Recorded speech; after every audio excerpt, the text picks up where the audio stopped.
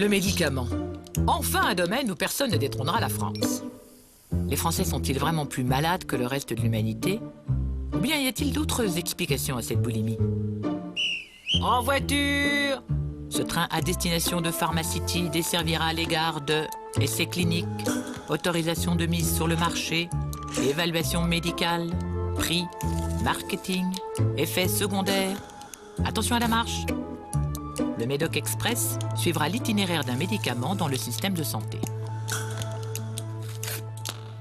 Quand le médicament paraît, la famille pharmaceutique s'agrandit. Passé l'émotion de la naissance, un brevet est vite déposé, avec un R pour Registrud. Un nouveau marché s'éveille. Car elle a beau vendre de la santé, l'industrie pharmaceutique n'a rien d'une entreprise de charité. Elle sauve des vies, c'est vrai. Mais dans industrie pharmaceutique, il y a industrie. Un médicament est un produit. L'arthrose, par exemple, représente un marché que le laboratoire Merck a voulu conquérir avec le Vioxx. Mais le 30 septembre 2004, 5 ans après son lancement, le laboratoire retire brutalement le Vioxx du marché. Le médicament provoque des effets secondaires graves, voire mortels. Martine Forlini avait mal au dos.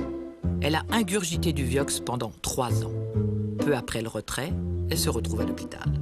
J'ai fait un accident vasculaire. On s'en est pas rendu compte. J'en ai fait un autre en janvier 2005, le 16 janvier. J'en ai fait un troisième le 21 janvier 2005. J'ai tout un côté qui est, pour ainsi dire, paralysé. Je ne peux plus me servir du bras gauche. Pendant 18 mois, j'ai fait des séances d'orthophonie parce que je ne pouvais plus parler. Du moins, je parlais très très mal. Aujourd'hui, j'ai toujours très très mal au dos. Voilà. Et donc, maintenant, je dois vivre avec, faire avec.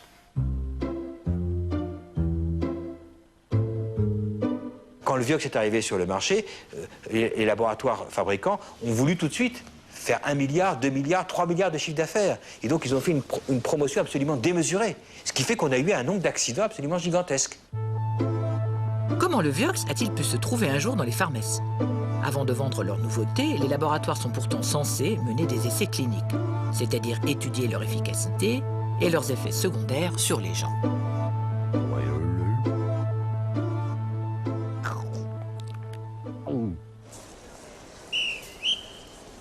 Un nouveau médicament, on le connaît très mal. Vous savez, souvent, les études cliniques qui ont été faites sur les médicaments sont des études qui, au mieux, ont duré 1 an et demi, 2 ans. Mais bien souvent, c'est beaucoup plus petit que ça. Bien souvent, les études cliniques n'ont pas duré plus de 12 semaines. Or, des médicaments qu'on sort aujourd'hui, c'est rarement des médicaments qu'on prend pendant 12 semaines. Dès l'an 2000, Prescrire, la seule revue médicale française qui ne vit pas de la publicité des laboratoires, doutait du Vioxx. Pour elle, Merck n'avait pas assez étudié les risques d'accident cardiaque. Pour nous, c'était prudent de ne pas se servir de ce médicament-là, de faire continuer à faire confiance à des plus anciens, dont on connaissait mieux les inconvénients. En 2001, les accidents cardiovasculaires apparaissent dans une étude appelée Vigor. Mais l'Agence française de sécurité sanitaire des produits de santé, l'AFSAS, décide qu'il est urgent d'attendre. Le Vioxx est toujours prescrit. Les risques éventuels qui apparaissent déjà dans Vigor peut-être auraient pu être explorés plus activement. Un affreux soupçon pèse sur la maison Merck. Elle aurait manipulé les résultats de ses essais cliniques. Un soupçon qui jette le doute sur l'ensemble des essais menés par cette industrie. Aujourd'hui, il arrive que 40-50 pays soient inclus dans un essai.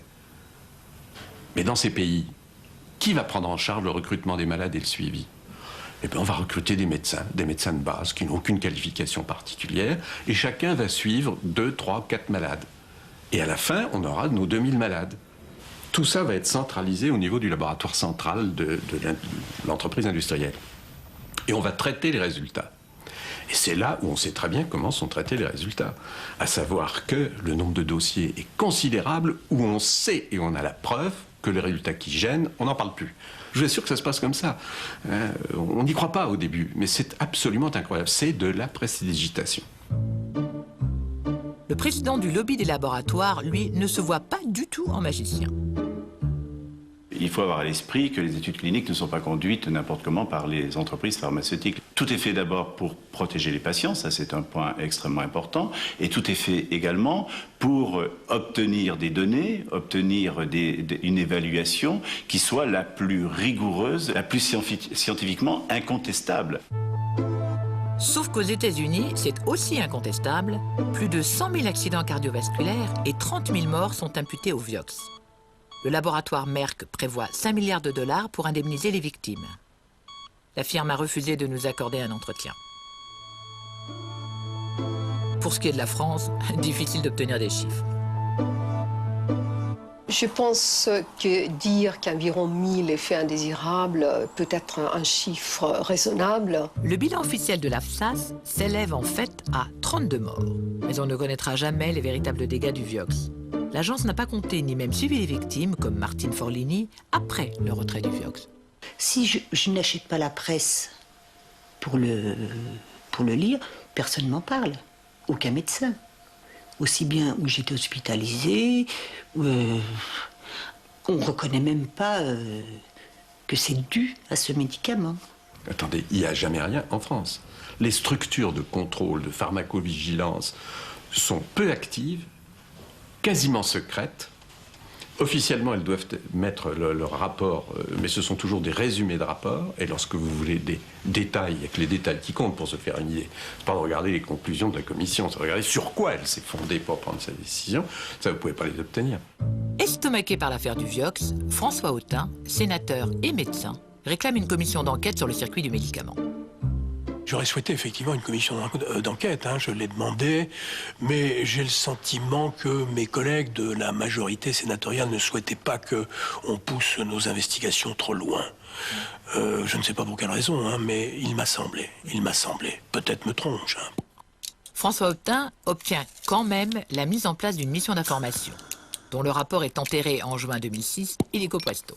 On a appris ce dont, malheureusement, je me doutais, ce que je craignais, c'est que l'industrie pharmaceutique exerce sur la communauté médicale au sens large et les autorités sanitaires de notre pays une emprise qui, évidemment, porte atteinte à leur indépendance. Allez-y. 1 et 2 et 3 et 4 et 5 et 6 et 7 et 8 et 9 et 10 et 11 et... Mais aujourd'hui, avec Vieta, Amélie, les laboratoires Amélie ouvrent... Derrière, j'ai un caramel, Charlotte. Le traitement du diabète de type 2. Chaque année, l'industrie pharmaceutique régale les médecins au MEDEC, le salon des généralistes. Ici, nous sommes arrivés dans le... Libérer la médecine de l'emprise de l'industrie, c'est en toute simplicité l'ambition du collectif de médecins indépendants de Philippe Foucras, le Formindep.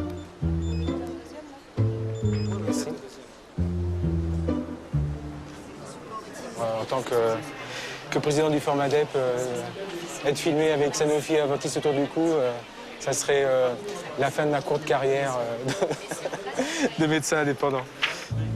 Ce grand idéaliste, qui boycotte le champagne offert par l'industrie, s'est prêté au jeu d'une visite guidée des stands. Alors, ce qui est intéressant, c'est de voir le nombre de gens présents en fonction du stand. Ça, c'est quand même un appel important, la bouffe.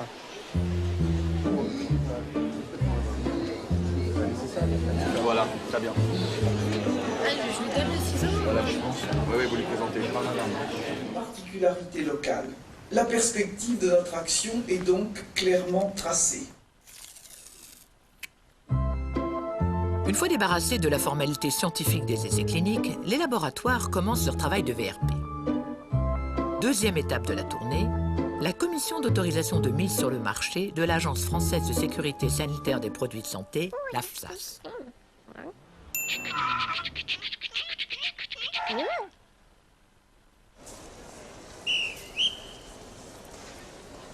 L'autorisation de mise sur le marché, si on écoute bien les mots, c'est autorisation de mise sur le marché. La priorité, c'est le marché. Et la question qui est posée aux autorités administratives et par la firme, c'est est-ce que je peux aller sur le marché? me rémunérer. Eh bien, on n'est pas question sanitaire là-dedans, il n'est pas question de progrès, il n'est pas question de thérapeutique, il est question de marché. La première priorité, si je peux dire, c'est la régulation du marché et la santé des firmes pharmaceutiques, pas la santé des gens. Jusqu'à l'âge de 50 ou 55 ans, j'ai vécu dans l'illusion ou la naïveté, sans rien comprendre à l'organisation du marché des médicaments. Et il a fallu que je sois choisi pour des raisons qui ne m'apparaissent pas claires comme membre de la commission d'autorisation des médicaments au ministère de la Santé pour découvrir comment se passaient les choses dans les coulisses. Et je vous assure que ça a été une révélation. Alors, commission d'autorisation de mise sur le marché des médicaments, réunion du 6 décembre. Résumé, le résumé il fait 4 lignes. Les dossiers ont été présentés. Ces dossiers en cours d'évaluation ne peuvent être rendus publics. Eh bien, comme ça, on ne risque pas de savoir grand-chose, hein. Voilà. Les conclusions et motivations seront disponibles quand ce sera terminé. Donc on n'a pas appris grand-chose, hein. Genre manque de bois, c'est bien quand même. Le petit budget de la FSAS est nourri à 80% par les taxes que lui verse l'industrie. Un mode de financement qui porte atteinte à son indépendance, selon le rapport du Sénat, qui épingle dans la foulée l'opacité du petit monde des experts scientifiques. Cette agence n'a pas une capacité d'expertise autonome. Elle est obligée de faire appel à des concours extérieurs. Ce sont des experts qui ont des liens d'intérêt avec les laboratoires, hein. Et très souvent, il y a des conflits d'intérêts, hein. Il peut arriver qu'un expert se retrouve jugé parti. Désormais, la déclaration des liens d'intérêt est obligatoire et publique. Et c'est impressionnant parce qu'il y en a des dizaines et des dizaines de pages. Et on voit qu'il y a beaucoup d'experts qui ont beaucoup de liens. Souvent, l'expert examine le dossier d'un médicament ou d'une firme pour lequel il a travaillé, ou il travaille en ce moment, ou il va bientôt travailler. Mais Daniel Wittkopf, président de la commission d'autorisation de mise sur le marché, veille à l'impartialité des décisions. J'ai envie de dire qu'en mon âme et conscience, depuis en tout cas que j'ai ces responsabilités à l'AMM, je vois vraiment pas de dérive et je crois que les gens devraient être rassurés là-dessus quand même. Mais c'est normal qu'on se pose des questions. Et je trouve que la transparence actuelle lève les doutes quand même. Il y a des nuances, effectivement, entre l'intensité, le degré d'importance du conflit d'intérêts. Mais c'est très subjectif. Et on n'a pas, le citoyen de base, il n'a pas grand élément pour apprécier ça. Il est obligé de faire confiance. Et je trouve qu'actuellement, les conditions ne sont pas réunies pour avoir réellement confiance. Si on sait qu'on va discuter à la commission d'AMM d'un dossier sensible, pour lequel un des membres de la commission a lui, des conflits majeurs, enfin, pas majeurs, mais d'un haut niveau, il n'y a pas d'énormes conflits, mais enfin, disons d'un niveau qui ne soit pas mineur, dans ces cas-là, il ne participe pas à la commission. Il y a des fois, effectivement, quand on regarde l'ordre du jour, quand on voit les personnes qui sont là et quand on voit leurs déclarations, on se demande s'ils ont été nombreux à se réunir. Parce que si on applique strictement, il doit y avoir des fois où ils devraient sortir souvent.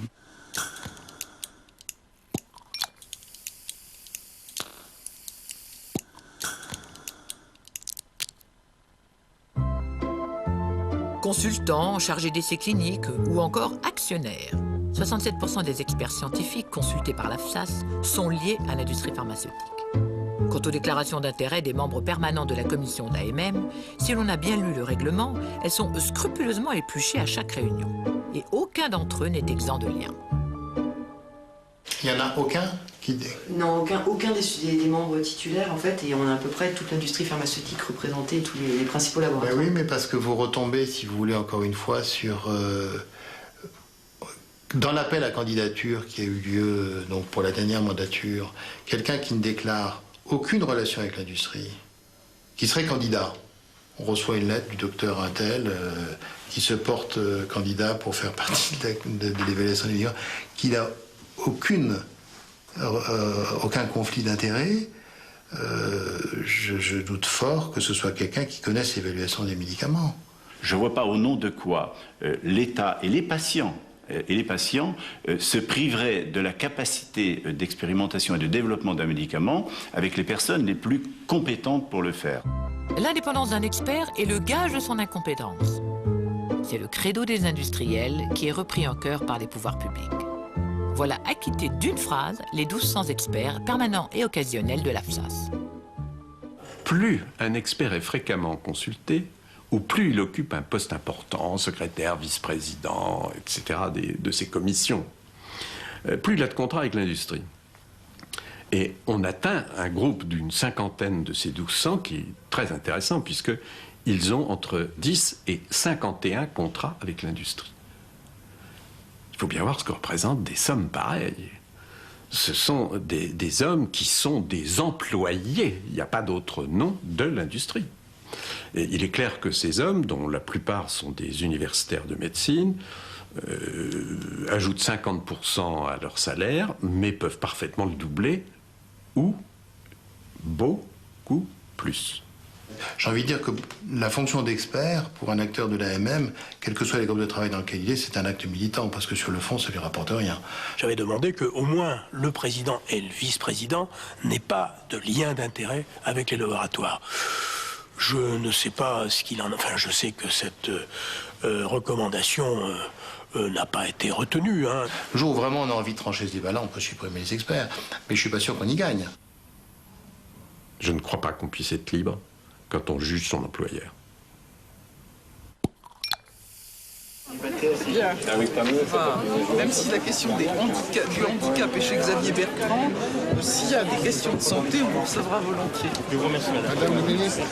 Nous allons alors deux doubles, triple marche, on a une autre. Ah oui, bonjour, madame la ministre. Bonjour.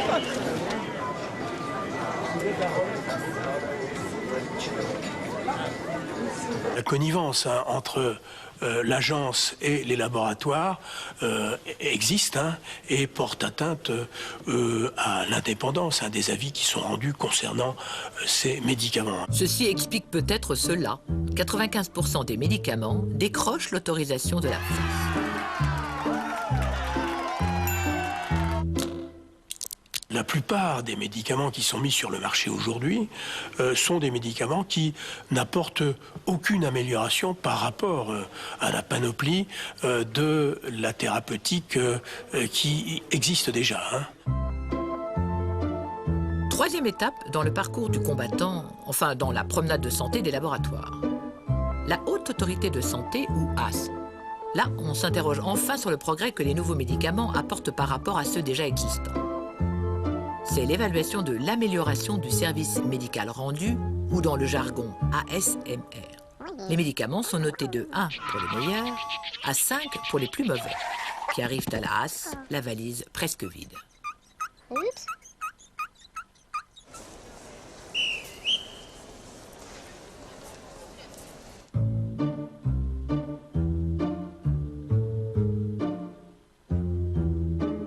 Parmi les nouveaux médicaments qui nous arrivent chaque année, à la transparence, on voit à peu près une centaine de nouveaux médicaments. Alors, on appelle nouveaux médicaments de nouvelles substances chimiques, mais ça peut être de nouvelles présentations, une forme injectable, une forme comprimée.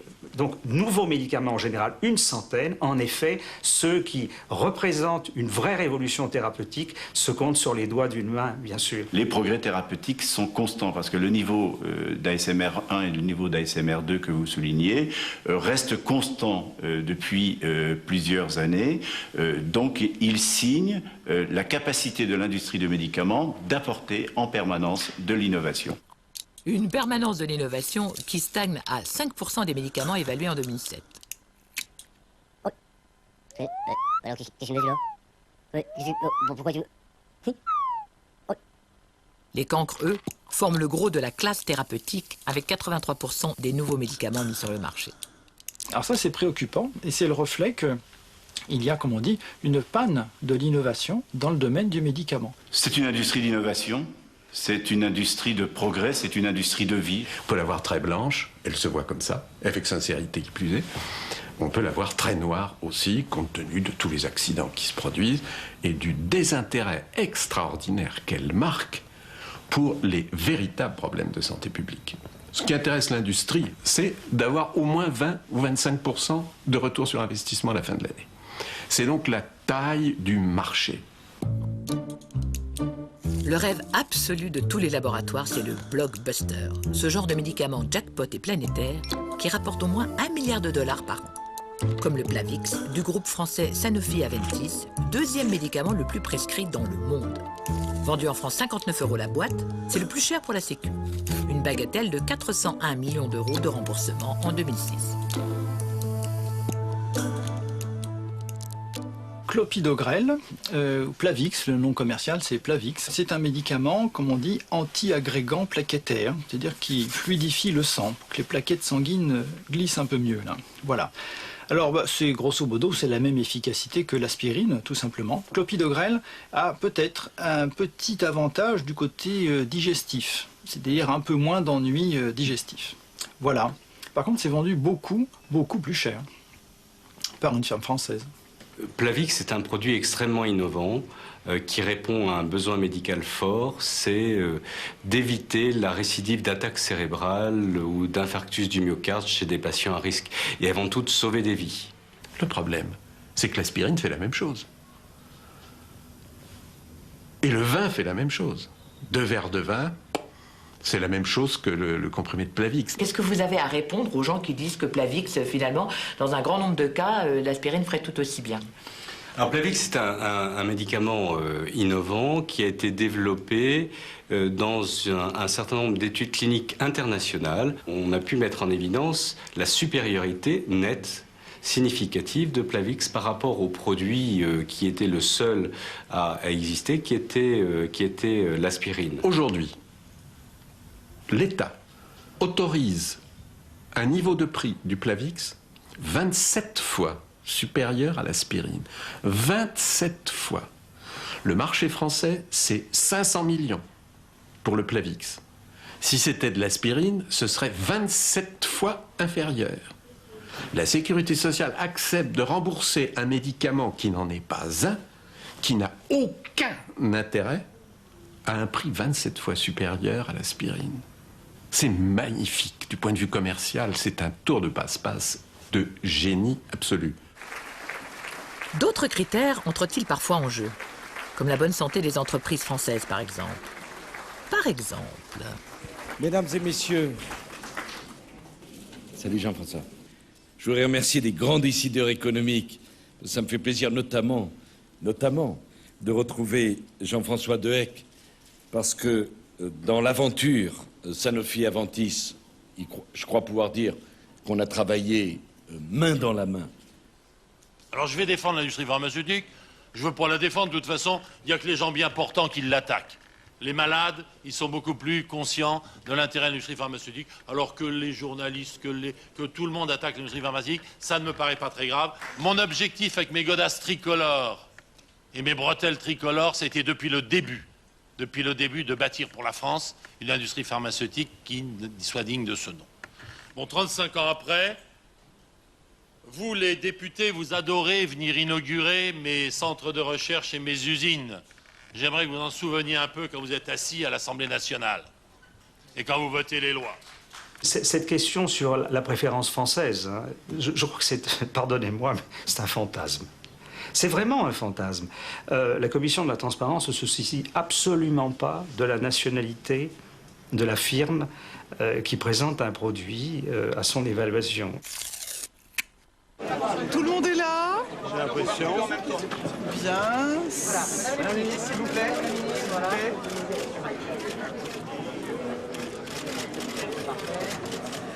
Alors un jour, j'inaugurais une école. Je coupe donc un petit morceau de ruban et j'entends un morceau à un petit gamin de 6 ans qui était là.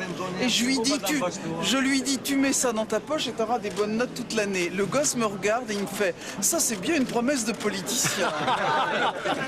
Merci beaucoup. Ça, on aura des bonnes notes. Et comme ça, vous aurez des bonnes notes pour l'année. Voilà.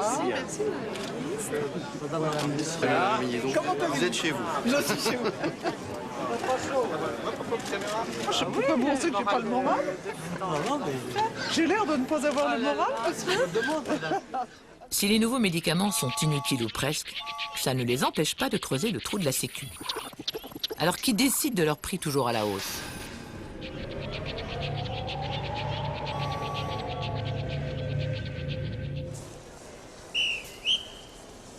c'est le comité donc économique des produits de santé.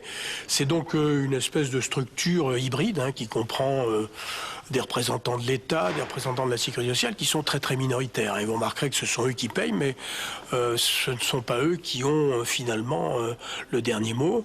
Et c'est donc une structure qui fixe le prix du médicament après l'avoir négocié avec les laboratoires, encore que cette négociation existe que pour certains types de médicaments, parce que pour les médicaments les plus efficaces, il n'y a pas de négociation. Le prix du laboratoire est automatiquement celui du comité. Car depuis 5 ans, l'État permet aux laboratoires d'imposer leur prix pour les médicaments à ASMR 1, progrès majeur, et 2, progrès important. Mais il ne faudrait pas croire que les mauvais sont gratuits. Ils sont chers aussi. Le mot cher, ça n'a pas de sens pour le médicament. Ça n'a pas de sens. Le prix des médicaments, c'est en réalité une question de catégorie. C'est-à-dire, lorsque vous payez un sirop pour la toux, vous n'allez pas le payer très cher. Lorsque vous payez un médicament du sida, vous allez le payer plus cher. C'est comme ça. Si un nouveau médicament arrive, même s'il n'est pas meilleur que ceux qui l'ont précédé, on ne va pas lui donner le prix de l'aspirine, on lui donne le prix d'un médicament du sida. Et donc il aura une ASMR 5, c'est-à-dire pas de progrès, ou 4 s'il y a un petit progrès, et néanmoins, il coûtera 15 € par jour ou 25 € par jour, parce que c'est le genre de prix des médicaments du sida. Les médicaments sont un peu une exception dans les objets qui sont commercialisés, à savoir qu'il n'y a pas beaucoup de rapport entre le prix des médicaments qui sont mis sur le marché et leur efficacité, au sens où ce serait le supplément d'efficacité qui justifierait une différence de prix. C'est souvent pas le cas. La crise de l'innovation dont tout le monde parle dans l'industrie pharmaceutique est telle qu'aujourd'hui, les sommes dépensées sont monstrueuses par rapport aux nouveaux médicaments créés.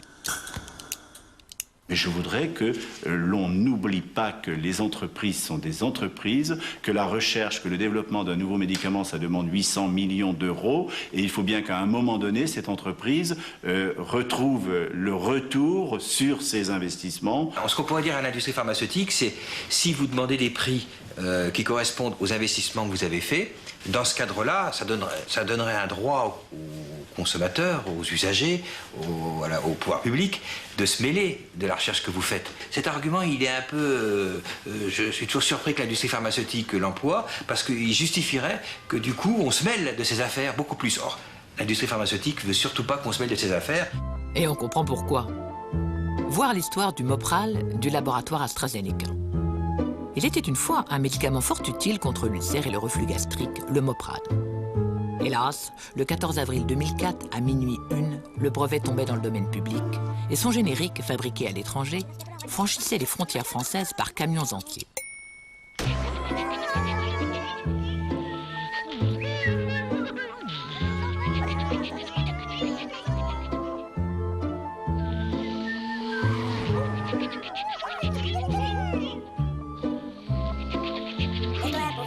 La parade ? 4 ans plus tôt, le laboratoire a lancé un nouveau médicament presque identique au Mopral, l'Inexium. Quand les génériques déboulent, il est déjà trop tard. L'Inexium occupe tout le marché. Au fait, les stratèges du laboratoire n'ont pas voulu nous raconter leur version de cette bataille. Lorsqu'on essaie de commercialiser une molécule qu'on présente comme nouvelle, je dis qu'on présente comme nouvelle parce que presque toujours c'est la même qu'avant, c'est sa fille, sa petite-fille, sa cousine ou sa belle-sœur, comme vous voudrez, mais c'est à peu près la même chose. On sait très bien quel résultat il va donner. À un cheveu près, ce sera un peu mieux ou un peu moins bien que la précédente. Ce que je peux dire, c'est que les règles sont simples. Lorsque les médicaments sont un peu meilleurs, c'est le cas de l'Inexium que vous avez cité, nous les payons à un prix tel que ça ne nous coûte pas plus cher que les prescriptions de l'ancien. Pas plus cher, c'est vite dit. D'accord, l'Inexium coûte moins cher à la Sécu que le Mopral. Mais en 2006, c'était le 4e médicament le plus remboursé. Avec les génériques, c'eût été forcément moins.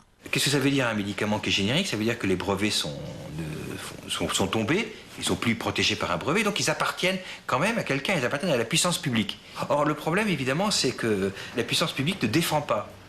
Et ce qui lui appartient, c'est quasiment, en fait, ça fait partie quasiment du service public, un médicament générique. D'une certaine façon, oui. Oui, l'État se vole et ensuite proteste contre les prix de l'industrie pharmaceutique.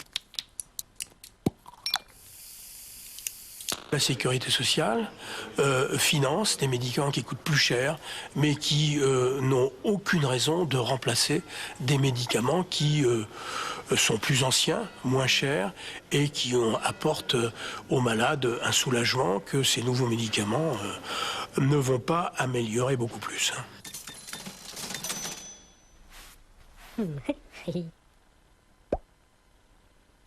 On voit bien en bout de chaîne la marge de manœuvre plus que limitée de l'assurance maladie. À part fixer le taux de remboursement et rembourser, rembourser, rembourser. Même en remboursant de moins en moins bien et en déremboursant, ça fait quand même la coquette somme de 20 milliards d'euros en 2007. Aujourd'hui, les laboratoires qui sont confrontés à une crise de la recherche, puisqu'ils ne trouvent plus rien, quoi. Donc ils sont bien obligés de compenser ce tarissement de produits vraiment révolutionnaires par un effort sur le marketing.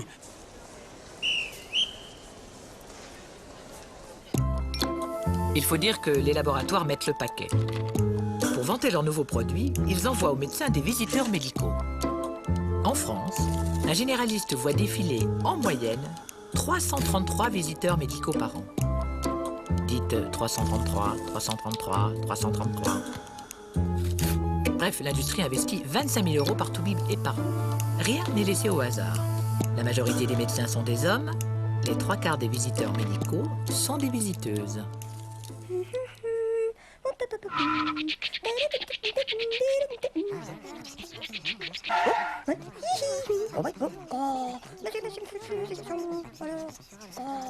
Il y a plein de médecins qui pensent sincèrement, naïvement, enfin bêtement même on peut le dire, mais bah oui, bah quand même, bah non, ça doit être vrai ce qu'ils disent. Enfin bon, les études de médecine n'incitent pas à l'esprit critique en France.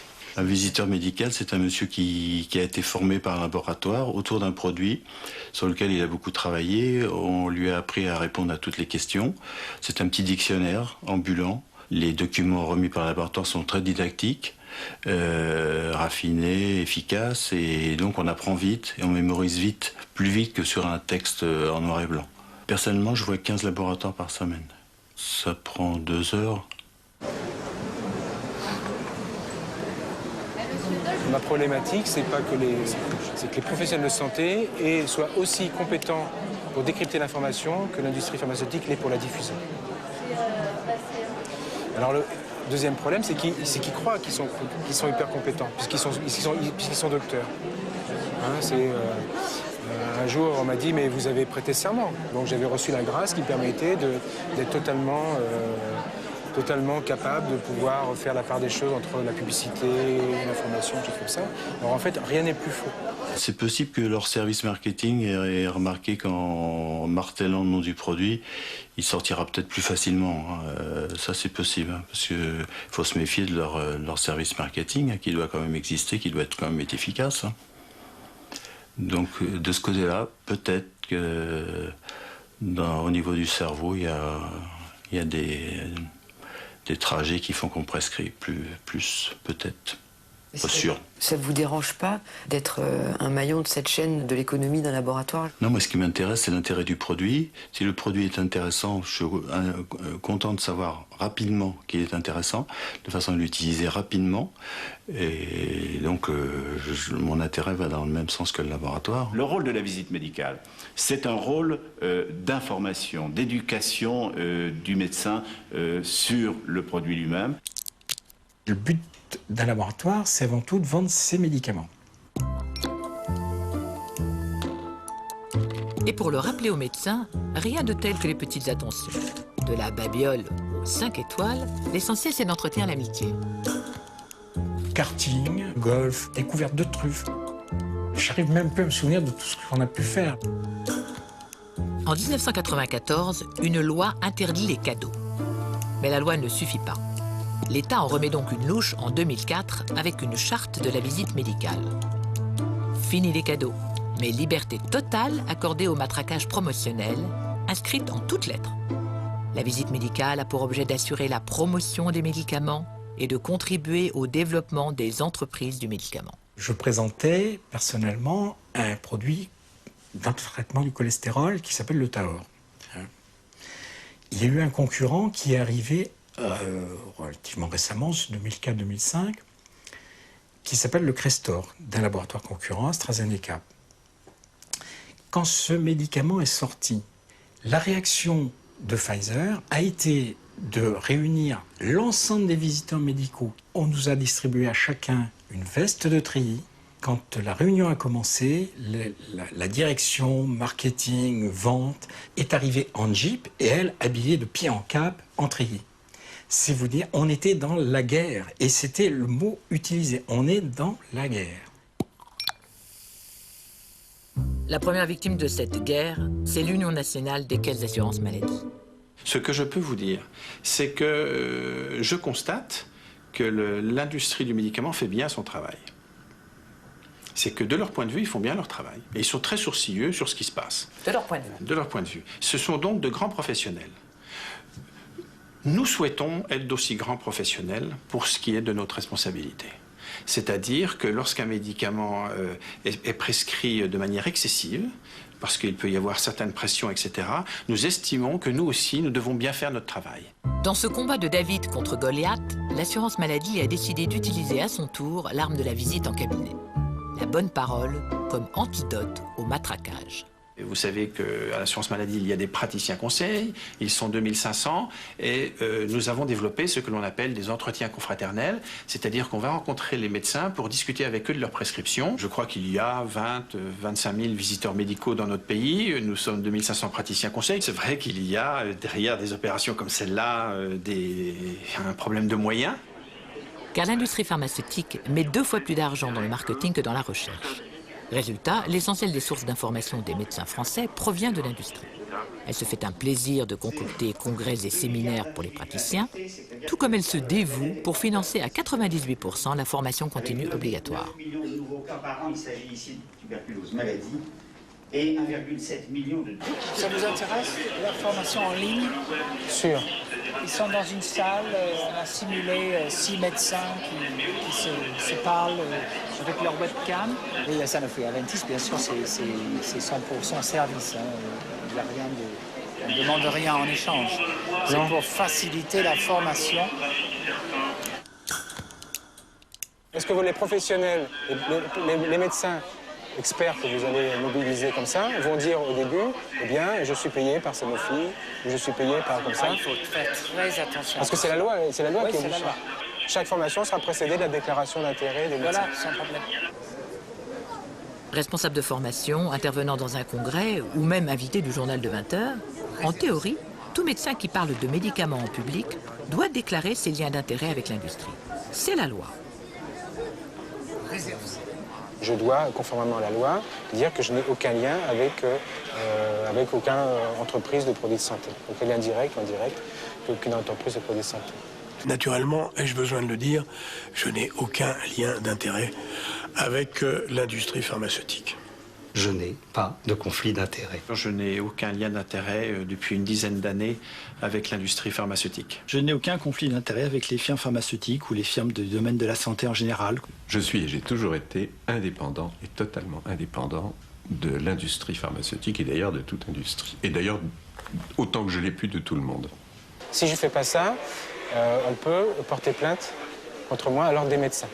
J'ai des conflits d'intérêts qui sont déclarés à l'agence, et donc je peux vous les lister: Bristol, Glaxo, Merck, j'en oublie d'autres. Bon, mais ça fait partie, disons, de mon exercice. Personnellement, j'ai aucun intérêt avec l'industrie pharmaceutique, sauf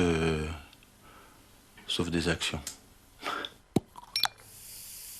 L'industrie du médicament ne revendique pas l'exclusivité de la formation du médecin. Les actions de formation ne peuvent pas être des actions de promotion.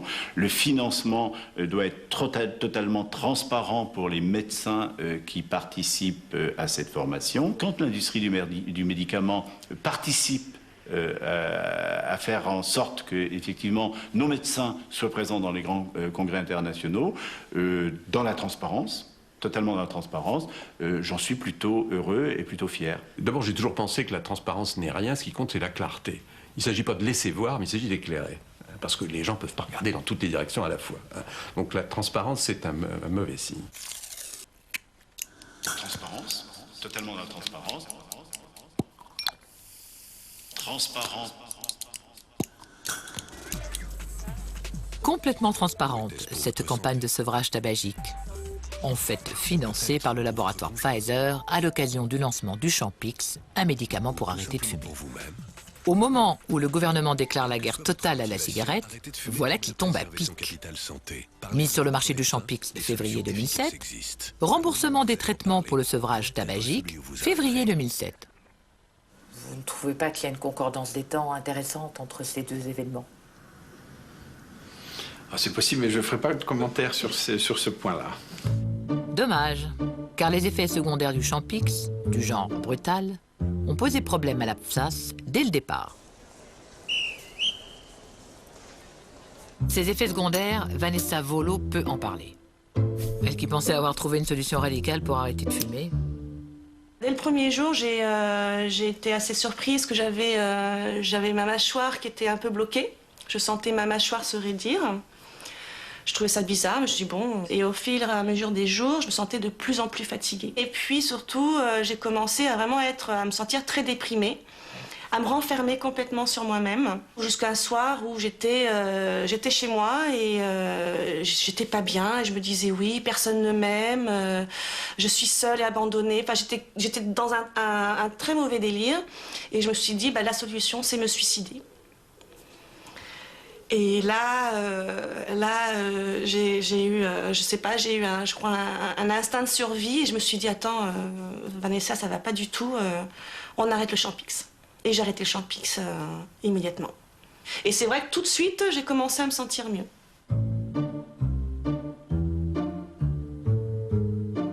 Un certain nombre de personnes avaient des troubles de l'humeur lorsqu'ils étaient sous Champix. Est-ce que vous pouvez développer troubles de l'humeur?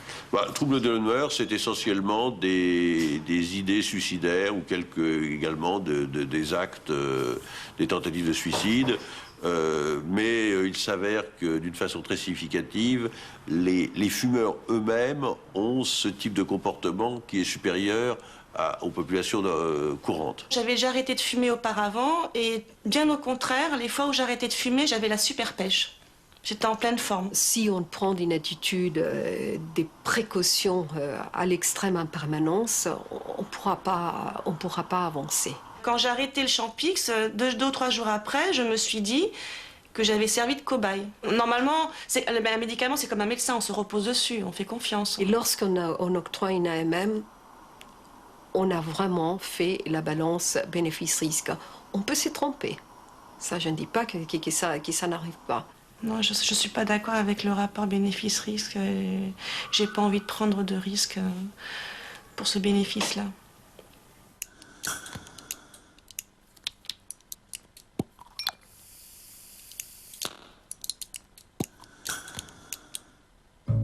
Depuis le début, la PSAS suit attentivement le Champix avec un plan de gestion des risques, dit PGR.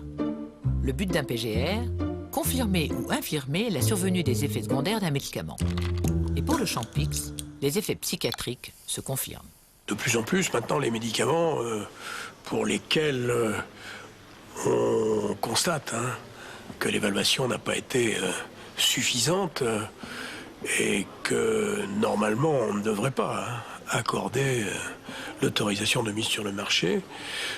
Cette autorisation est malgré tout accordée par la Commission dans la mesure où cette autorisation est assortie par un plan de gestion des risques. Ça permet effectivement de déculpabiliser les membres de la Commission, mais à mon sens, ça constitue un alibi, c'est une véritable mascarade. En plus des PGR, la panoplie du service après-vente comprend des études de pharmacovigilance. Mais seule 1 sur 10 arrive à son terme. Alors que les effets secondaires, tous médicaments confondus, représentent 40 000 cas chaque année en France. Depuis son lancement en 2006, la PSAS surveille aussi l'Acomplia, un médicament contre l'obésité et le diabète, fabriqué par Sanofi Aventis. Acomplia permet de réduire de façon significative le poids de ces patients et en même temps, et de façon indépendante, d'améliorer le taux de sucre dans le sang. Mais alors pourquoi une ASMR 4 ?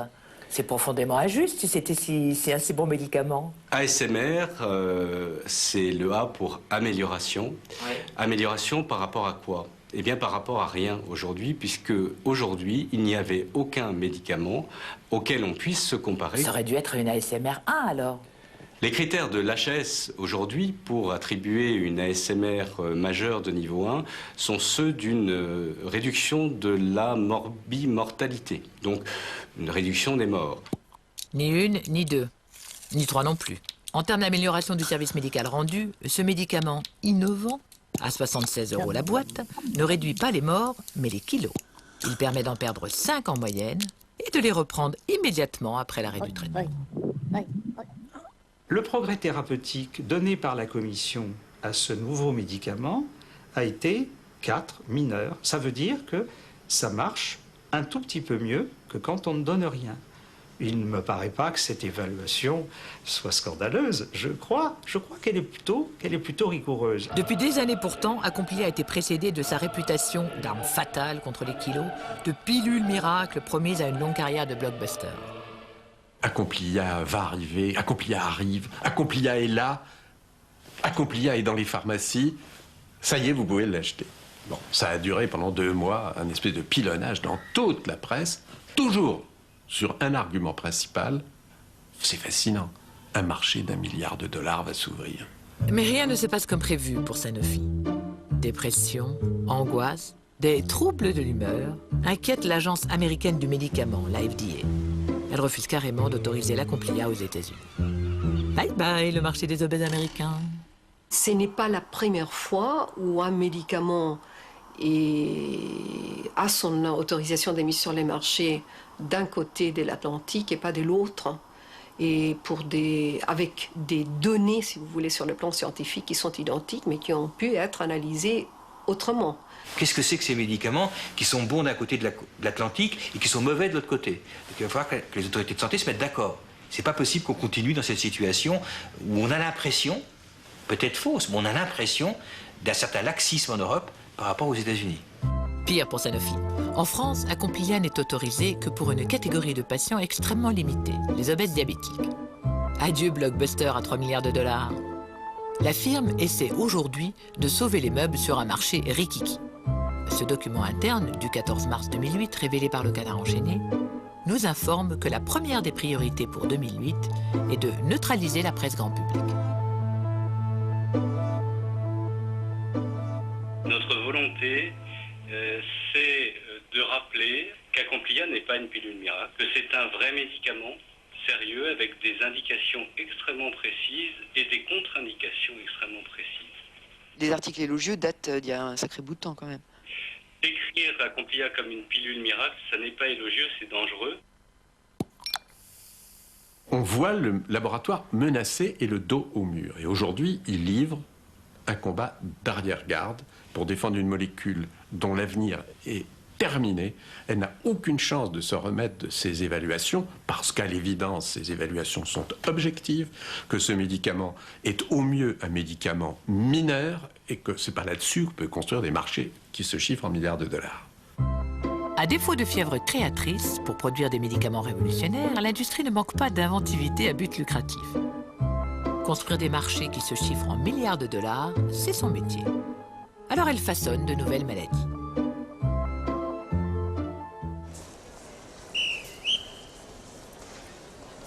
D'abord, il faut que ce soit un traitement préventif, sous-entendu qui va durer toute la vie, et pour des gens qui ne sont pas malades, dont on pense seulement qu'ils pourraient éventuellement l'être, mais on n'a aucune certitude. Deuxièmement, que ça s'adresse à des maladies de gens riches, dans les pays riches. On ne va pas préparer des médicaments pour la Mauritanie. Troisièmement, il faudrait viser plusieurs maladies à la fois. Parce qu'une seule, c'est tout petit. Au fond, les gens aujourd'hui ont soit plusieurs maladies, soit craignent de les avoir. Les gens bien portants sont des malades qui s'ignorent. L'idée ne date pas d'hier. Le docteur Knock et avant lui Molière y avait déjà pensé.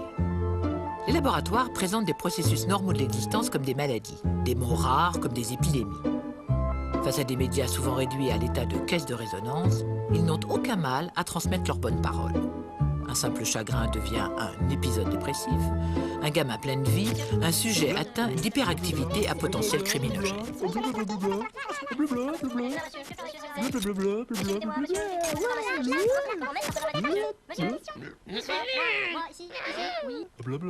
Dernier né de cette médicalisation abusive, le trouble dysphorique du lundi matin.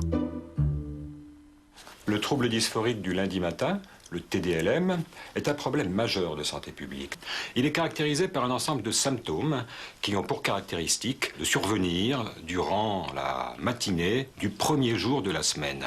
On peut retenir par exemple les symptômes suivants: un manque d'énergie, une irritabilité, un repli social, une anxiété, un ptosis bilatéral, c'est-à-dire une difficulté à relever les paupières.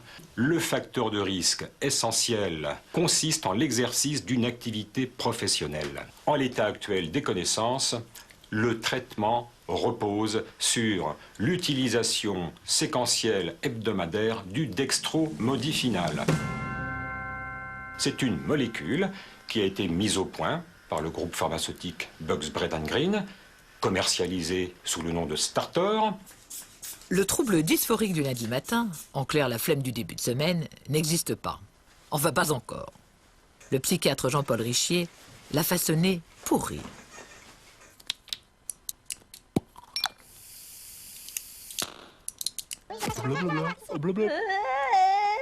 On nous fait vraiment avaler n'importe quoi.